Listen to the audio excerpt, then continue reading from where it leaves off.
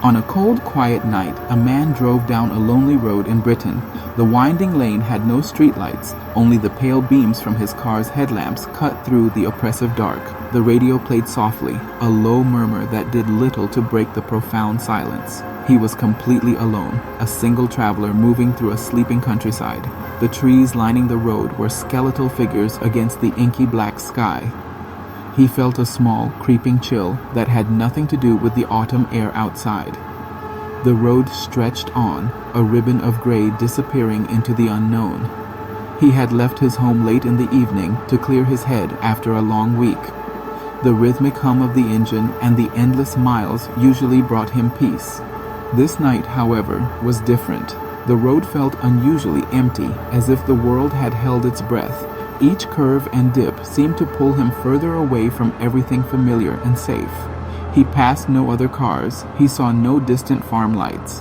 It was just him, his vehicle, and the vast, watching darkness all around. The air grew heavy. A strange stillness settled over the landscape. Even the usual night sounds of the British countryside were absent. No call of an owl, no rustle in the undergrowth. The silence felt unnatural, pressing in on the thin skin of metal and glass around him. He gripped the wheel a little tighter as unease prickled the back of his neck. He'd driven this road countless times, but tonight it felt entirely different, a path to somewhere he never intended to go. His watch showed it was well past midnight. He should have been nearing a small village, yet the landmarks did not appear.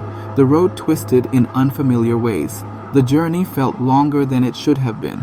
That feeling of being watched intensified, a pressure that made his skin crawl. He told himself it was fatigue, a trick of a tired mind, but it would not leave him.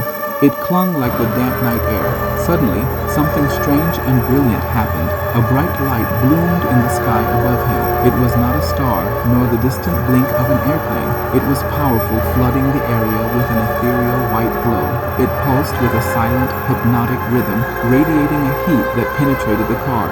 He slowed instinctively, staring up in disbelief as the light moved in a strange, jerky pattern unlike anything he'd ever seen. He pulled over. The engine sputtered and died without warning. The dashboard lights flickered once, then went dark. Stillness returned, charged with a palpable energy. He sat frozen, heart hammering. The light outside grew even brighter. He unbuckled, opened the door, and stepped onto the tarmac, eyes fixed on the impossible illumination overhead. It made no sound he could place. After that single, vivid image, his memory broke into sharp, disconnected fragments. He could not recall what came next. He later called it missing time, a term he'd only heard in films or on television. More than 2 hours, unaccounted for. When he found himself again, he was on the same road. The car was idling. His hands shook. A deep, bone-aching cold seized him. A strange metallic taste coated his tongue. His clothes were damp. The light was gone. Above, only distant, indifferent stars. He drove home, in a daze, the miles a blur of fear. In the bathroom mirror, a pale, wide-eyed stranger stared back. Then he saw them. 2 perfectly round burns on the inside of each forearm, the size of small coins, raised and angry, sore to the touch.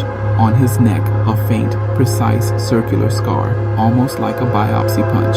He had no idea how they got there. He could not sleep. Each time he closed his eyes, jarring, incomplete images returned. A small, sterile room, walls that seemed to glow, air that smelled of ozone and something metallic. He felt weak, powerless, as if strapped down. Someone, or something, was watching, studying with cold curiosity. Voices that were not human, clicks and low hums that resonated in his chest. Cold hands on skin, too many fingers. A sharp, tingling sting that crawled up his limbs. The flashes were so vivid they left him breathless, and then dissolved back into fog. He told his closest friends. At first, they suggested he'd nodded off or had a vivid nightmare. Then they saw the burns and the neck mark. Their disbelief wavered. On their advice, he saw a doctor who photographed the injuries and frowned.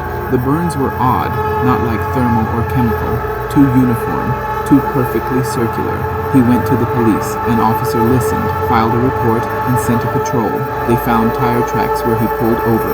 No other vehicles, no debris, no disturbance. They documented his statement but could do little else. He left feeling more isolated than ever. Over the next days and weeks, he searched desperately for answers.